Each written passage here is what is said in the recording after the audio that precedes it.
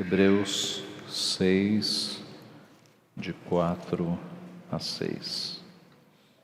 É impossível, pois, que aqueles que uma vez foram iluminados e provaram o dom celestial e se tornaram participantes do Espírito Santo e provaram a boa palavra de Deus e os poderes do mundo vindouro e caíram, sim, é impossível outra vez renová-los para arrependimento, visto que de novo estão crucificando para si mesmos o Filho de Deus e expondo-o à ignomínia.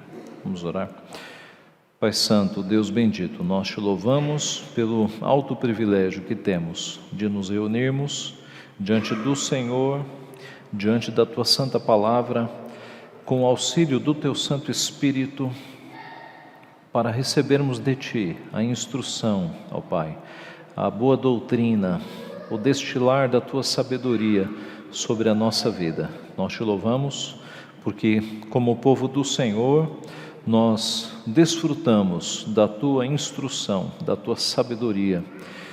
Podemos conhecer a Tua vontade, podemos ser ensinados, Pai, na Tua doutrina. Te louvamos por isso. E nesta manhã, nós pedimos que o Senhor supere a nossa limitação de entendimento com o poder do Teu Santo Espírito e com o poder da Tua Palavra. Ilumina a nossa mente, o nosso coração, para que nós entendamos a Tua Palavra e que esse entendimento gere em nós o desejo de Te obedecer cada vez mais e de sermos cada vez mais submissos e fiéis ao Senhor. É o que nós pedimos e já Te agradecemos em nome de Jesus. Amém. Meus irmãos, existe um pecado que Deus não perdoa. Todos os outros pecados Deus perdoa. Mas a Bíblia fala de um pecado que é imperdoável. Muitos domingos atrás, nós passamos por Mateus 12 e no verso 31 é dito: por isso vos declaro, todo pecado e blasfêmia serão perdoados aos homens, mas a blasfêmia contra o Espírito não será perdoada. Esse é o chamado pecado imperdoável, a blasfêmia contra o Espírito. Mas, afinal, que pecado é esse? Do que a Bíblia está falando exatamente quando diz que há um pecado que não pode ser perdoado de forma nenhuma? Olhando para o texto de Hebreus, que é o texto que eu creio fala mais diretamente sobre esse assunto, nós veremos três lições então nesta manhã. Primeiro, o que o pecado imperdoável não é, porque como é um texto com não tanta informação, nós temos no meio evangélico muitas opiniões sobre o que seria o pecado imperdoável. Então, nós veremos primeiro o que não é. Em segundo lugar, nós veremos, com base nesse texto, o que é. E em terceiro lugar, qual é o castigo para o chamado pecado imperdoável. Então, o que não é? O que não é? Primeiro, não é incredulidade final.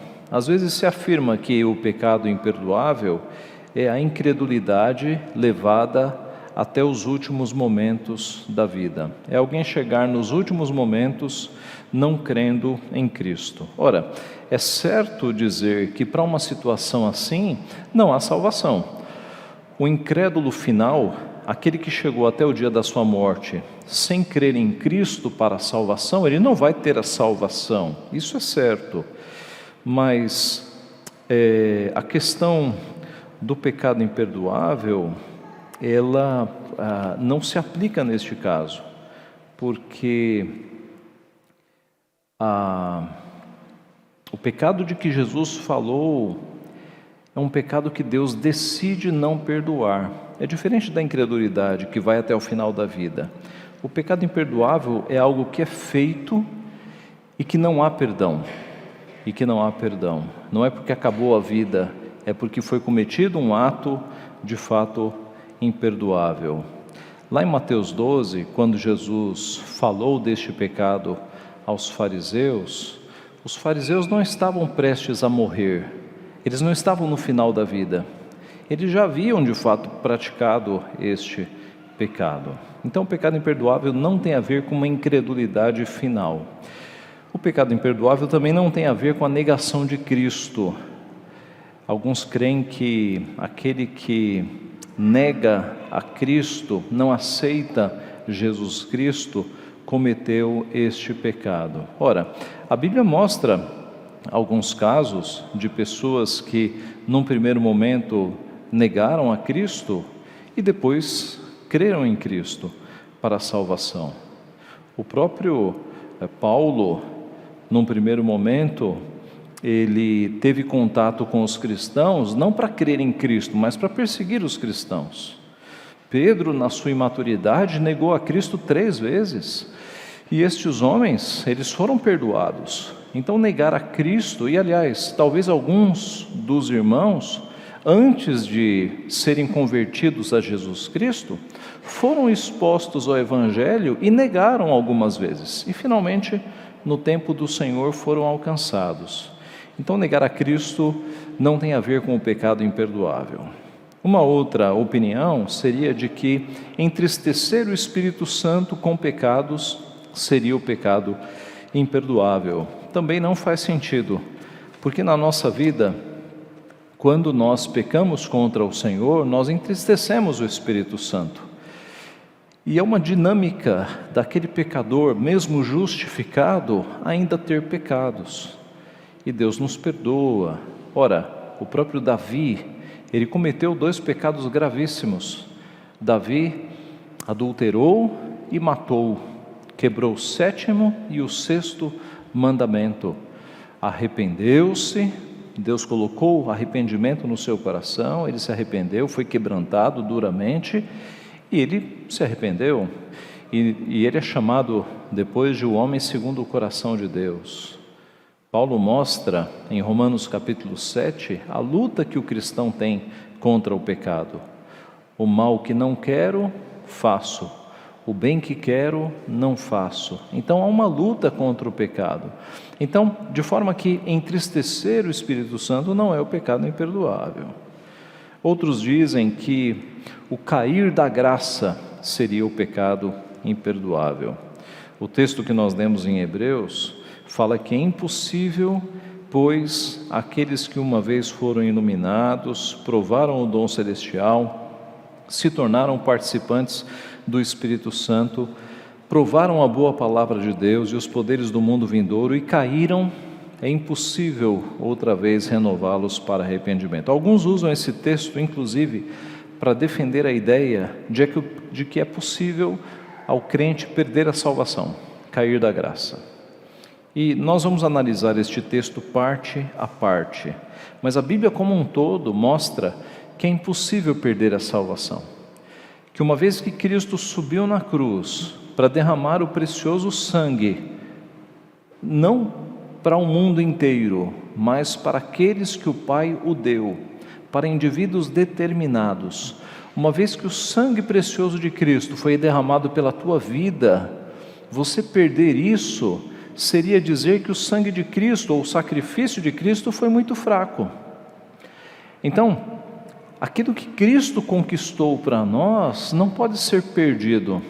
É por isso que a Bíblia em alguns textos mostra que o crente, uma vez salvo em Cristo, ele vai perseverar, ou Deus vai guardar a salvação dele até o final.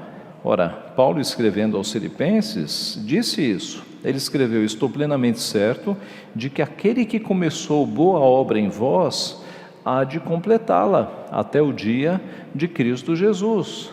Nós, pecadores, começamos coisas e paramos no meio do caminho. Deus não. Deus inicia a salvação na nossa vida e Ele vai até o final. A Bíblia fala que o nome dos salvos está escrito no livro da vida. E Deus não fica lá no livro da vida apagando o teu nome toda vez que você peca. Pecou, apaga. Se arrependeu, escreve de novo. Uma vez que o teu nome foi escrito no livro da vida, ele está lá para sempre. Não há chance de você perder a salvação. Jesus Cristo deixou isso claríssimo quando disse: as minhas ovelhas ouvem a minha voz, eu as conheço elas me seguem, eu lhes dou a vida eterna, jamais perecerão, e ninguém as arrebatará da minha mão. Observe a segurança de salvação que nós temos. Aquelas ovelhas pelas quais Cristo morreu jamais se perderão, ninguém as tira da mão de Cristo.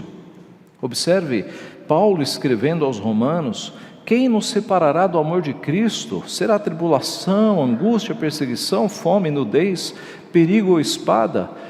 Porque eu estou bem certo de que nem a morte, nem a vida, nem os anjos, nem os principados, nem as coisas do presente, nem do porvir, nem os poderes, nem a altura, nem a profundidade, nem qualquer outra criatura poderá separar-nos do amor de Deus que está em Cristo Jesus, nosso Senhor. De forma que o crente não precisa temer perder a salvação. Uma vez que você foi salvo por Cristo, você tem a segurança de que você está salvo para sempre. Então, não é cair da graça, não existe cair da graça. O verdadeiro Filho de Deus, ele não vai cometer o pecado imperdoável, ele não vai perder a sua salvação. Este é o ponto. Isso nos leva à segunda parte. O que é então o pecado imperdoável? O que seria o pecado imperdoável? Vamos ao nosso texto. O nosso texto em Hebreus 6, verso 4, diz que é impossível, pois aqueles que uma vez foram iluminados. O que é isso? O Novo Testamento usa essa metáfora, essa figura de linguagem de iluminação para falar do conhecimento de Deus. A ideia é que o homem sem Deus está no escuro, nas trevas, e só a palavra de Deus pode iluminá-lo. Lembra-se do Salmo 119 e 105? Lâmpada para os meus pés é a tua palavra e luz para os meus caminhos. Então, iluminados aqui significa que eles receberam o conhecimento que vem de Deus, o conhecimento da verdade. Eles saíram das trevas do conhecimento e puderam ser iluminados com o conhecimento de Deus. Eles receberam a iluminação do Espírito Santo para compreender a mensagem de Deus. Mas você deve estar pensando: mas pastor, isso é possível a um não eleito? Um não eleito pode receber a iluminação do conhecimento de Deus? Lá em Mateus 12, nós vemos que um pouco antes de Jesus acusar os fariseus da blasfêmia contra o Espírito Santo, ele havia iluminado um bocado as pessoas ao redor.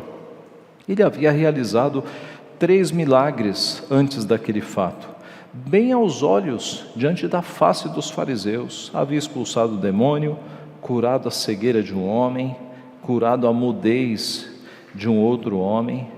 A multidão ficou atônita com aquelas cenas, e não foi a primeira vez que os fariseus haviam visto Jesus fazer milagres. Eles viam os milagres de Jesus em todos os momentos. Então Jesus estava se fazendo visível como Deus diante daquela geração. Os fariseus, eles estavam diante da luz que ilumina todo mundo. Eles estavam diante da iluminação, digamos, materializada, encarnada, que era o próprio Jesus Cristo. E os fariseus mesmo assim estavam negando, mas eles tinham certa iluminação. O que dizer de Saul? Saul, o primeiro rei de Israel, ele recebeu iluminação também que veio do alto. O que dizer de Judas, que conviveu durante 3 anos com Jesus Cristo? Nós diríamos que Judas não recebeu iluminação? É claro que recebeu. Estes homens receberam iluminação, certa iluminação, mas desprezaram a Deus. Então, o que significa que eles foram iluminados? Que eles receberam certo conhecimento de Deus e mesmo assim negaram este conhecimento, negaram Cristo como Messias. Em segundo lugar, o texto fala que eles provaram o dom espiritual. Dizer que os hebreus provaram o dom celestial equivale a dizer que eles ficaram limitados a um conhecimento ou que eles, na verdade, eles tiveram um conhecimento mais profundo. Não foi apenas um conhecimento teórico, mas eles provaram o dom espiritual. Eles receberam parte das bênçãos. Ora, será que isso é possível para um não eleito, provar o dom celestial? O ponto aqui, meus irmãos, é que a igreja é o reino de Deus aqui na terra. A igreja é a agência do reino. Se você quer encontrar pessoas eleitas por Deus, filhos legítimos de Deus, você vai à igreja. E as bênçãos de Deus caem sobre o seu povo, de forma que, mesmo que haja dentro da igreja não crentes, mesmo que haja pessoas aqui que não são eleitas, elas acabam recebendo das bênçãos que Deus recebe, que Deus derrama sobre o povo da aliança. É possível então provar de algumas das bênçãos de Deus, mesmo não sendo crente. O texto continua dizendo: tornaram-se participantes do Espírito. Ah, pastor, agora não. Tornar-se participantes do Espírito sem ser crente, isso é impossível. Será que é impossível? O que dizer de Balaão? O que dizer de Saul? E o que dizer de Judas, que foi chamado para ser apóstolo? Judas, como os outros apóstolos, nada na Bíblia nos diz que Judas fosse um apóstolo de segunda categoria, que ele não fazia os mesmos milagres e os mesmos feitos que os outros apóstolos faziam. Nós sabemos pelo registro bíblico, porque nós temos a informação de que Judas era um filho da perdição, mas os apóstolos não sabiam. Judas não era um apóstolo diferente. O texto bíblico vai mostrar que de fato ele foi colocado ali para trair a Cristo, mas isso aconteceu no final. Então Judas, ele provou, ele se tornou participante de algumas operações do Espírito Santo. Mas pastor, isso é possível? É possível um não crente ter acesso a alguns dos poderes do Espírito Santo? Ora, o que Cristo nos disse em Mateus capítulo 7? Muitos naquele dia hão de dizer-me: Senhor, Senhor, porventura não temos nós profetizado em Teu nome? Em Teu nome não expelimos demônios, e em Teu nome não fizemos muitos milagres? Então lhes direi explicitamente: nunca vos conheci, apartai-vos de mim, os que praticais a iniquidade. Veja, ter acesso a certos poderes de Deus não significa ser de Deus. Saul profetizou, Judas possivelmente fez milagres, porque era um apóstolo. E estes de Mateus 7, que Jesus adverte, ele fala: nunca vos conheci. Mas eles fizeram poderes em nome de Deus, em nome de Cristo, mas eles não tinham comunhão com Deus, eles não tinham comunhão com Cristo. O texto segue falando que eles provaram a boa palavra de Deus. A pessoa que comete o pecado imperdoável foi alguém que já experimentou da palavra de Deus e já gostou inclusive da palavra de Deus. É como o povo de Israel nos dias de Jeremias, que vinha ouvir a mensagem e gostava, e comparava a mensagem a canções de amor. Só que eles apreciavam a palavra, mas a advertência era: vocês não colocam em prática.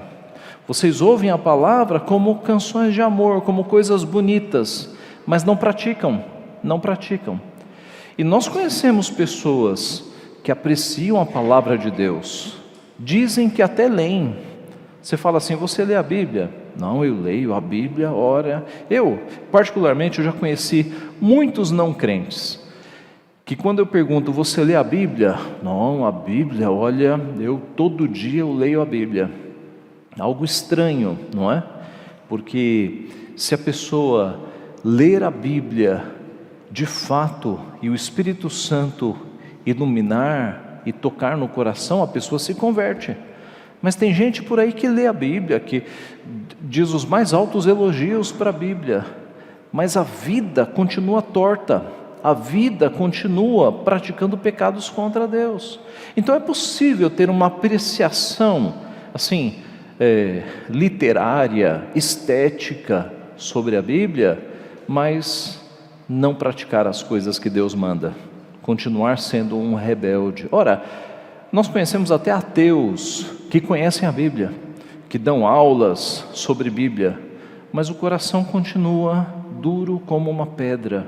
Não são de Deus, não têm um coração de carne. Então, é possível um não eleito experimentar da palavra de Deus, gostar da palavra de Deus, como os fariseus que gostavam de ouvir a lei e se assentavam nas primeiras cadeiras da sinagoga, como o rei Herodes, que ouviu atentamente a tudo que João Batista falava, mas no final não seguiu. Por fim, o nosso texto fala que eles provaram os poderes do mundo vindouro. A palavra poderes tem uma referência direta a milagres. E quando nós olhamos para Cristo, os fariseus foram testemunhas dos milagres de Cristo, mas mesmo assim blasfemaram contra o Espírito Santo. Então, o que seria, meus irmãos, o pecado imperdoável? O pecado imperdoável é a apostasia. É a apostasia, que a Bíblia fala em vários textos, o pecado da apostasia. O que é o pecado da apostasia? É alguém ter acesso à mensagem de Deus, ter acesso à Bíblia, até gostar das pregações, estar dentro da igreja, receber bênçãos que vêm dos céus, porque está aqui no meio do povo de Deus, e dizer: não quero nada com esse Deus, não quero nada com Jesus Cristo. Observe que o pecado imperdoável, ele é muito mais cometido pelos chamados amigos do Evangelho. O que são os amigos do Evangelho? São pessoas que estão nas igrejas, mas estão ali porque gostam do ambiente, gostam das amizades, entendem que têm que estar próximos de Deus, mas não obedecem a Deus, nunca foram convertidos, na verdade. Eu estou aqui porque meu pai e minha mãe eram crentes e eu acho bonita essa religião. Eu estou aqui porque aqui eu tenho amizades. Eu estou aqui porque eu acho que faz bem estar perto de Deus. Mas tudo isso é muito distante de Deus. Servir a Jesus Cristo é de fato se arrepender completamente dos seus pecados e dizer: Senhor, eu sou teu e o Senhor é meu. É agarrar a Cristo como Jacó agarrou o anjo do Senhor e não o soltou enquanto não recebeu a bênção. Não é um vir ao domingo na igreja para cumprir uma obrigação, é 24 horas por dia, é acordar dizendo: Senhor, eu sou teu, eu quero fazer a tua vontade. É dormir dizendo: Senhor, perdoe os pecados do meu dia e abençoe a minha noite. É uma vida com Deus. Esta vida com Deus evidencia que você está salvo, que você é um eleito. Porque um não crente, um joio, não tem este amor, esta proximidade com o Pai. São os filhos que têm essa proximidade com o Pai. E quem são os que cometem o pecado imperdoável? Eleitos não cometem. Então você não tem que ficar com este medo: puxa, será que eu já cometi um pecado imperdoável? Que perigo, não é? Não. Filhos legítimos de Deus, eleitos, não cometem o pecado imperdoável. Os que cometem o pecado imperdoável são aquelas pessoas que estão dentro da igreja, recebendo das bênçãos que Deus derrama sobre o povo, gostando das mensagens, mas não vivendo. Estão apenas apreciando, mas não têm um relacionamento de amor com Deus, de amor com Jesus Cristo. Pecam e não se arrependem, não dói a consciência, não foram convertidos. Então, este é o pecado imperdoável, é a apostasia. É você estar diante de toda a verdade e mesmo assim não estar convertido. Você estar diante de toda a verdade e você no domingo diante de toda a verdade dizer: olha, esse é o caminho correto, mas nos outros dias da semana você agir como que se você não fosse filho de Deus, você apostatar, uma apostasia prática de não viver nos caminhos de Deus. Este é o pecado imperdoável, é diante de tanto conhecimento você negar a Jesus Cristo. O escritor aos Hebreus diz que isso equivale a crucificar o Filho de Deus novamente, a crucificar o Filho de Deus novamente. Existe uma figura mais forte do que essa? Você crucificar a Cristo novamente? Eu não conheço. Mas aquele que despreza a operação de Deus para ter uma vida sem Deus, está crucificando o Filho de Deus novamente. Então, encerrando, o que é o pecado imperdoável? É a apostasia, é você estar diante de todo o conhecimento e viver no domingo com uma capa de crente, mas durante a semana como que se não pertencesse a Jesus Cristo, negando constantemente com seus atos, pecando voluntariamente sem pedir perdão, pecando e pecando e pecando sem arrependimento. Este é o pecado imperdoável, é a apostasia, é negar a Cristo definitivamente. Se você é um eleito, você não corre esse risco, mas nós não temos uma lista fixada aqui na igreja, enviada por Deus, dizendo: estes são os eleitos.